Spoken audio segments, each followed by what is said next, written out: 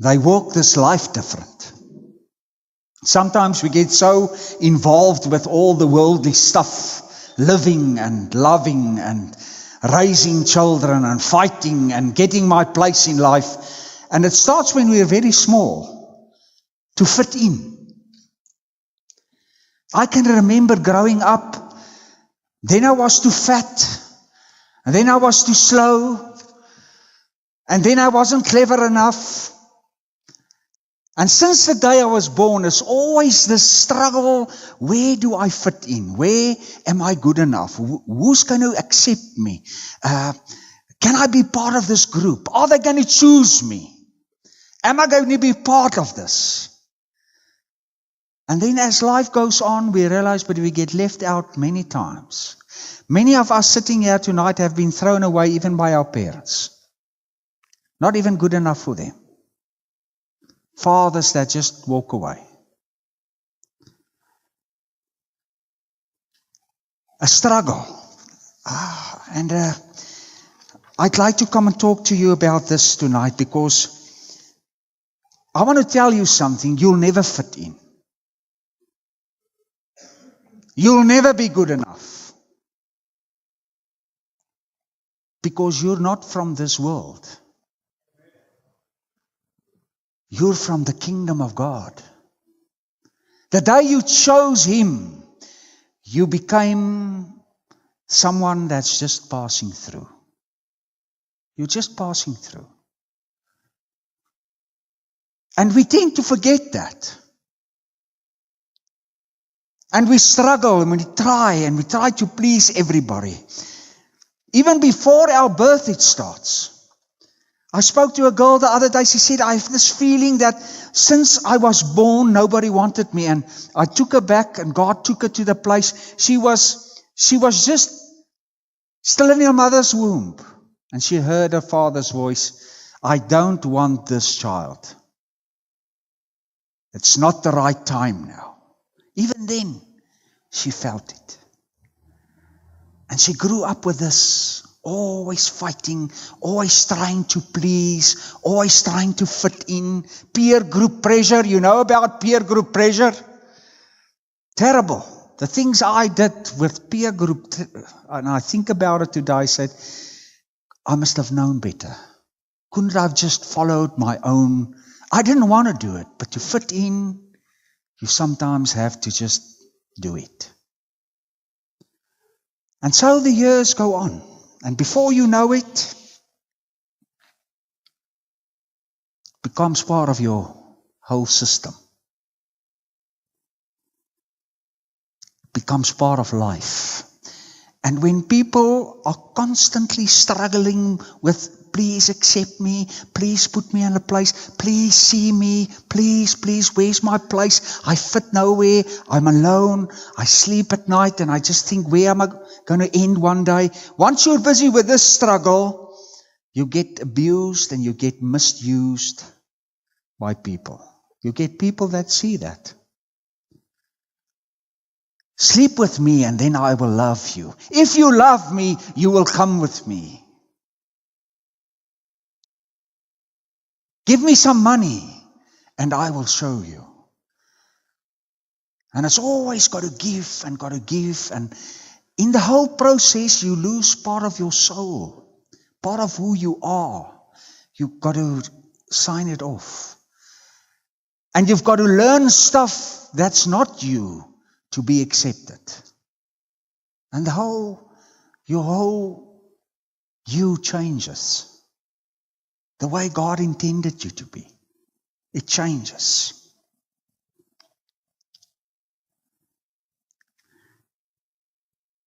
How can we change this? How can we throw this yoke off and just be me? How can I do it? I want to read to you a part because you know what happens even in church. It becomes contaminated in this way. I've got to be somebody. I've got to do something. I've got to dress in a certain way. I've got to move in a certain way to be accepted. And we even bring this whole worldly thing into church, into the kingdom of God. We sang tonight that God has got a reckless love. He has. To love me, He must be very, very, very reckless. But He does. In Corinthians, Paul speaks to this congregation. And he says, but now God has placed the parts, each one of them, in the body just as He wanted. Now that's the first thing I want you just to grab hold of. You are here because of Him. And He's already given you a position. You'll never have a position in life. The positions out there don't last. Ask me. With a blink of an eye, everything changed. My brother's one son played for the Bulls and he hurt his neck, and they don't even say his name anymore. It changes just like that. But God has a position for you. Place these parts, each one of them, in the body just as He wanted. Now, the big question here is, where has He placed you? And if they were all the same part, where would the body be? And that's the problem with this life. You've got to be clever, you've got to be rich, you've all got to be the same. This world has only a place for those that are in the top 2%. They are the ones that live a royal life. The rest of this world go sleep hungry at night. They don't have anything. They've got to struggle from the day they're born till the day they die. Only the top 1.5% are the ones that are successful. And we all get lured into this thing to say, but that is your place. Many of us never reach that place. It's always a struggle going there. Trying harder, trying better, and you get people that push you and push you and push you until you can't. Depression is a sickness of our time. Why? Because you use all your what do they call it? You use all your to fight depression is a chemical. You use all your chemicals to fight and to stay on your feet, and then in the end, it's used up, and then depression kicks in. It's just, you don't have those chemicals anymore. But God says, and if they were all the same part, where would the body be? Now, there are many parts, yet one body. So the eye cannot say to the hand, I don't need you. That happens a lot in life. I don't need you. You just don't have it. Sorry, we can't choose you for this team. Oh no, jy kan nie 'n prefect word nie. Sorry. Jy's te useless. Jou bril is te dik. Jy's te dik. I heard that many times in my life. When I was at primary school, I was quite a round chap. Jy's te dik, Kirsten. If they chose people in a squad, I was the guy that stood right behind. But then I met Jesus. And He changed my whole life. And I realized, but with Him, I'm a very special part. A very, very special part. So the eye cannot say to the hand, I don't need you. Nor again, the head to the feet, I don't need you. On the contrary, all the more those parts of the body that seem to be weaker are necessary. And here I want to tell you the heart of God. God says that the weakest of you, He needs the most. Isn't that wonderful?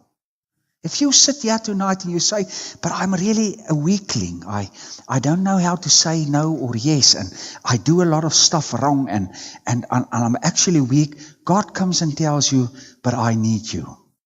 I want you. Because you are necessary. That is the reckless love of God. And those parts of the body that we think to be less honorable,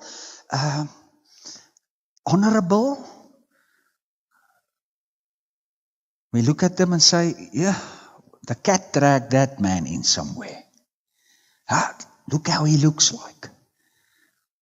Don't be misled by the cover of a book. Moenie 'n man op sy baadjie takseer nie. In the kingdom of God, that those are sometimes not honorable in the eyes of the Lord, He knows our story. He knows where we come from. He knows why we're doing certain stuff at this stage in our life. That's the wonderful thing about God is, even before you say, Here maar, asseblief, He comes and says, Elmore, I understand, my brother. I know exactly why you're in this situation, and you're not very honorable at this stage. But you know what? Your place in my body stays your place. We clothe these with greater honor. And that hit my breath away. To think that God, when I'm not honorable, that He will come and clothe me with greater honor. Honor means to put me in a high place. To lift me up and say the world is treading on you, but I'm your God, and I will put you in a place of high esteem. I will honor you. Has God ever done that to you? He's done that to me a few times in my life. I was crawling in the dust. I was ashamed of myself. I said, God, how can you? And He came and He picked me up, and He clothed me with greater honor. That is the way the kingdom of God works. Not like the world we come from. We become like the world. We should actually make the world become like us. That is how I fight my battles. How? Because I'm a God of the kingdom. I'm a child of the kingdom of God. That is who I am. That is why I fight my battles. And our unpresentable parts. Have you been unpresentable? Nobody. We're like that many times. Unpresentable. Pastor, my husband is here, but he's not feeling very well. He won't see you now. Why not? He's had one or two too many. He's lying. He's knocked out. Unpresentable. I've been unpresentable. It happens. But you know what God says?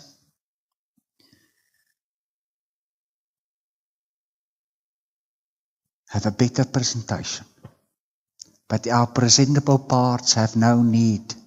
Instead, God has put the body together, giving greater honor to the less honorable, so that there would be no division in the body. Where are the most fights? Fights about position. Why is our country in this state? Fights about who's got the most money and driving the better car, and who's in position and who's not in position. And this is a fight that will never end. It will never end. It's been like that since I was born. I can't remember a day that somebody was not fighting about something. But in the church of God here, we must not accept where He has placed you. And sometimes He moves you when you're not honorable. Sometimes He changes the place. And sometimes He shifts you. But God has always your best interest at hand. Always. Daar's nooit 'n tyd wat God nie dink, hoe kan ek hierdie boetiekie en sissiekie, hierdie pragtige kind van my kry swaar?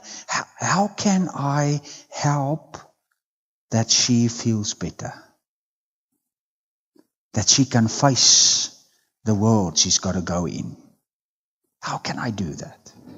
And then He does this, so that there would be no division in the body. Look at the person next to you and at the back of you, and honor them. Honor them for being part of the kingdom of God. That is the heart of my God. That is how I've known Him since I was born. And that's how I learn about Him every time. I would like to read the last verse so that there would be no division in the body, but that the members would have the same concern for each other. So if one member suffers, all the members suffer with it. If one member is honored, all the members will rejoice with it. I would so love Handelinge to be such a place where somebody walks into this door and gets honored, even if he's poor, even if he's smelly, even if he's just got up from the street, even if he's the richest person in this world, even if he's a murderer, even if he's living in sin. When he walks into this place, it must be a place of peace, a place with no politics, a place where everyone honors the other. And we know God has a place for us. Find your place in God. Know that He is the one. And He will take you to places. Jesus said, seek me first, seek my kingdom, and I'll give you all the world. I'll give you riches, I'll give you position. All the fights out there, I'll give it to you mahala, verniet, for nothing. But first come to me. Find your place in my kingdom. Every morning when I stand up and I look at myself, I say, Kirsten, you're not of this world. You're not of this world. You're a child of the kingdom of God. Go and live it so. If someone rebukes you and a taxi screams at you and someone does stuff to you and steals your money or breaks you down or does whatever, you are a child of the kingdom of God. That is where your position is. And the moment that happens, all the other things just seem to drift away. And bring your children to that place. Help me and help Eric make Handelinge such a place. Anybody will feel, but I am honored to be here. Amen.